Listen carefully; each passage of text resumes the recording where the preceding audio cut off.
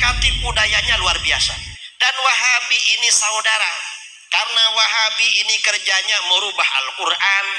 Kalau Al-Quran gak ada yang dirubah, merubah hadis. Kalau gak ada hadis yang dirubah, ngarang-ngarang dalil. Kalau gak ada dalil yang mau dikarang gak ada, maka bagaimana bikin propaganda? Assalamualaikum warahmatullahi wabarakatuh. Alhamdulillah, assalatu wassalamu ala rasulillah, amma ba'd. Kaum muslimin yang dirahmati oleh Allah subhanahu wa ta'ala, kita sudah mendengar tadi apa yang disampaikan oleh Idrus Romli. Menarik untuk kita bahas apa yang disampaikan oleh Idrus Romli ini. Dia katakan bahwasanya Wahabi ini kerjanya merubah Al-Quran.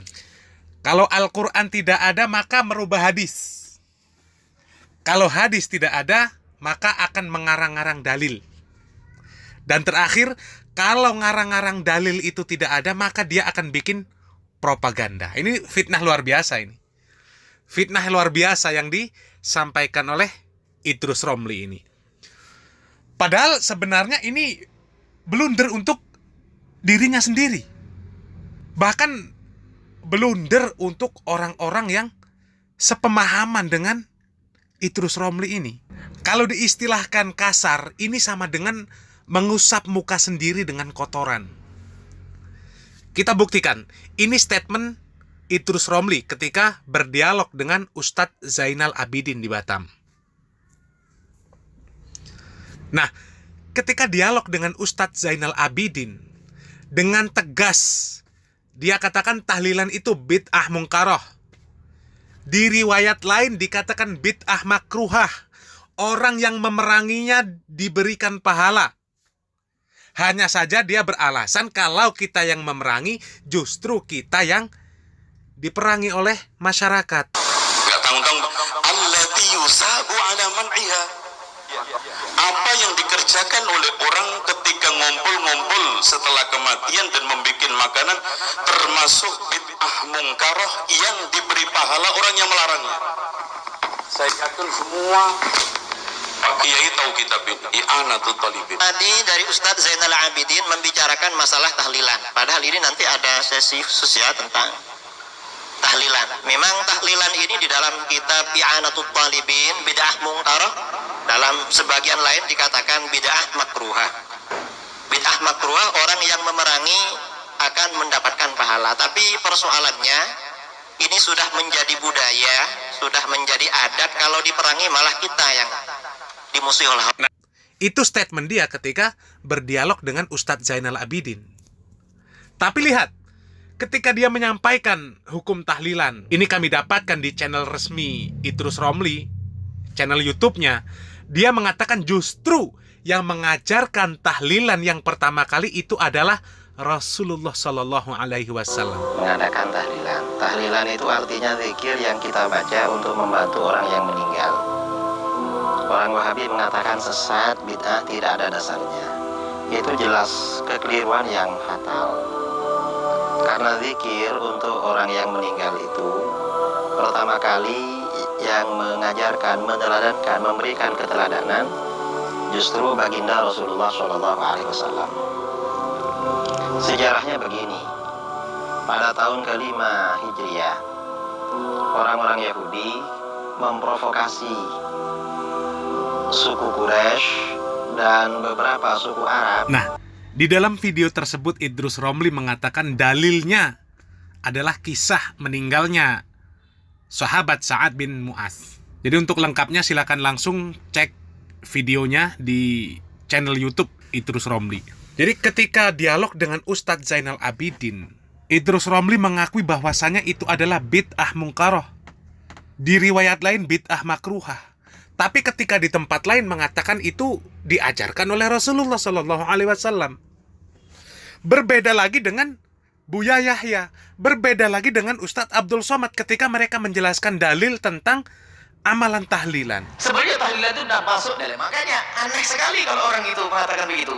Ulama dari masa ke masa membahas masalah ihda'ut thawabi, menghadiahkan pahala kepada orang yang meninggal itu. Kadang disebut tahlilan, kadang ihda'ut thawab. Berarti dia tidak ngerti masalah ihda'ut thawab. Suruh bahas cari judul ihda'ut thawab, menghadiahkan pahala. Nabi, sahabat, tabi'in. Yang berjumpa dengan Nabi, sahabat. Yang berjumpa dengan tabi'in, tabi'in. Nabi, sahabat, tabi'in. Ada tak pernah Nabi membuat peringatan 3, 7, 40? Tak ada. Sahabat Nabi, Abu Bakar, Umar, Utsman, Ali, Talha, Zubair, Aisyah, Fatimah, tak ada.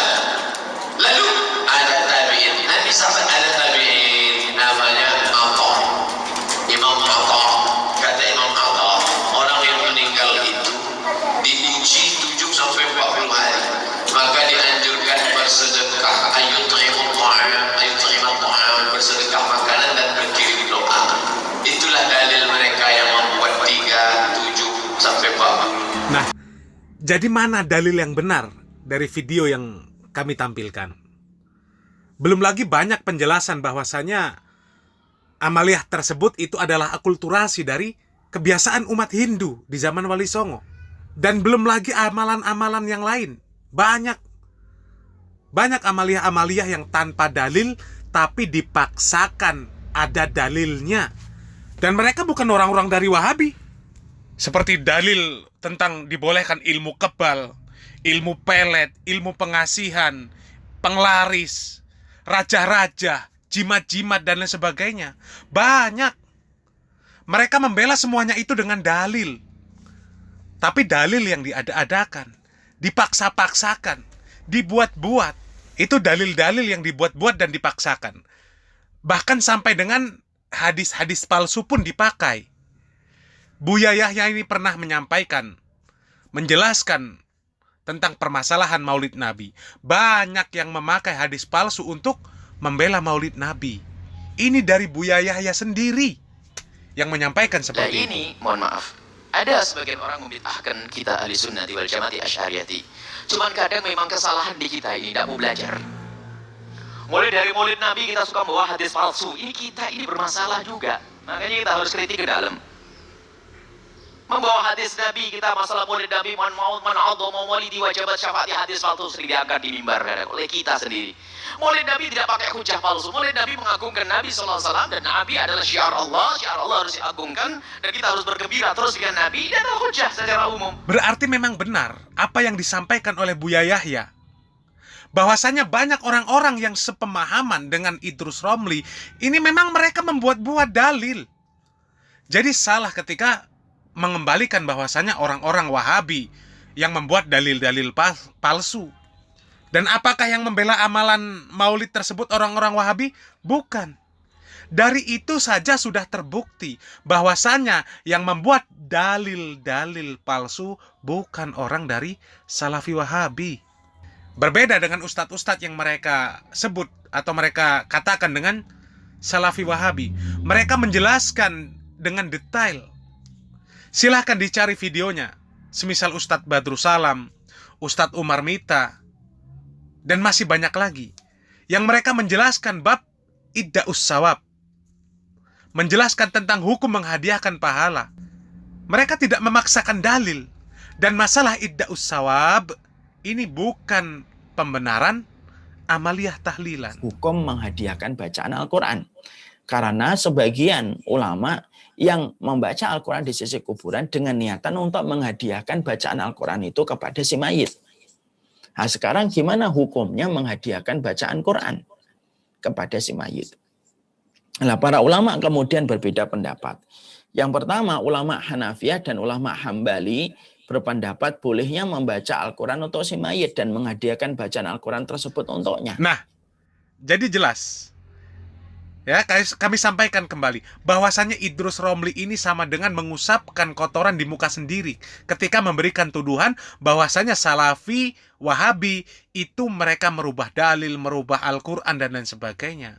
Terbukti siapa yang suka merubah-rubah dalil, memaksakan dalil.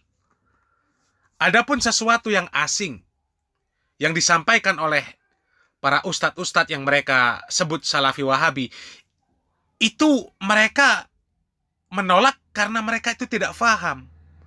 Kurangnya ilmu mereka untuk memahami apa yang disampaikan oleh ustadz-ustadz yang mereka katakan sebagai Salafi Wahabi. Semisal hukum kotoran hewan yang halal dimakan, apakah najis atau tidak. Kemudian masalah ukuran air yang sah untuk menyelupkan anggota wudhu, ya, ketika berwudhu. Masalah jumlah airnya, harus berapa liter dan lain sebagainya. Harus 2 kulah dan lain sebagainya. Kemudian masalah jarak, kapan seorang dikatakan musafir. Jadi mereka menjelaskan ini bukan hasil ijtihad mereka. Justru mereka menyampaikan pendapat para ulama. Dan itulah hasanah keilmuan yang apabila dipelajari, ini akan memudahkan seseorang di dalam beragama ini. Mudah-mudahan apa yang kami sampaikan ini bermanfaat. Kritik, saran, silakan disertakan di kolom komentar. Terima kasih telah menyimak penjelasan kami. Barakallahu fikum. Wassalamualaikum warahmatullahi wabarakatuh.